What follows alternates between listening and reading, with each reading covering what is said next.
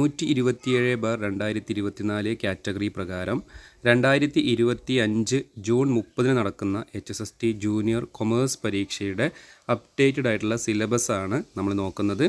അതിൽ കൊമേഴ്സ് പരമായിട്ടുള്ള subject, commerce related സബ്ജക്റ്റാണ് 70 മാർക്കിന് ചോദിക്കുന്നത്. 100 മാർക്കാണ് ടോട്ടൽ പരീക്ഷയ്ക്ക് വരുന്നത്. OMR പരീക്ഷയാണ്. അതിൽ 70 മാർക്കിനും കൊമേഴ്സ് റിലേറ്റഡ് ടോപ്പിക്സുകളാണ്.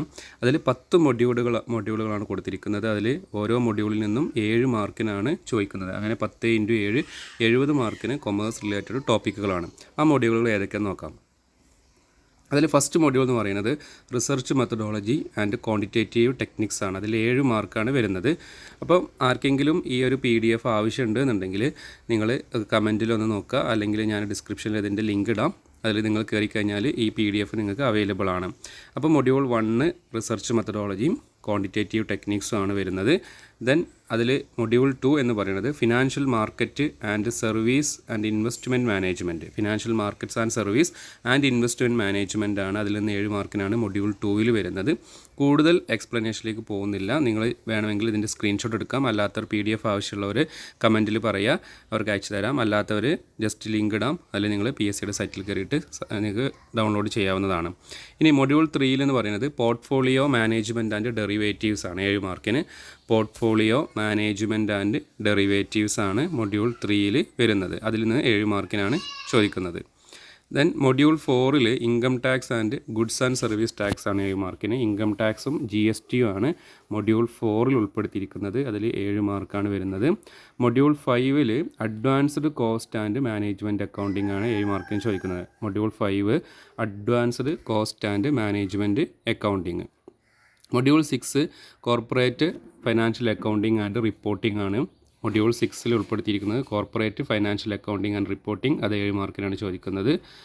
അത് കഴിഞ്ഞ് മൊഡ്യൂൾ 7 എന്ന് പറയുന്നത് ഇൻ്റർനാഷണൽ ബിസിനസ് ആൻഡ് ഫിനാൻസ് ആണ്. 7 mark international business and finance. Okay.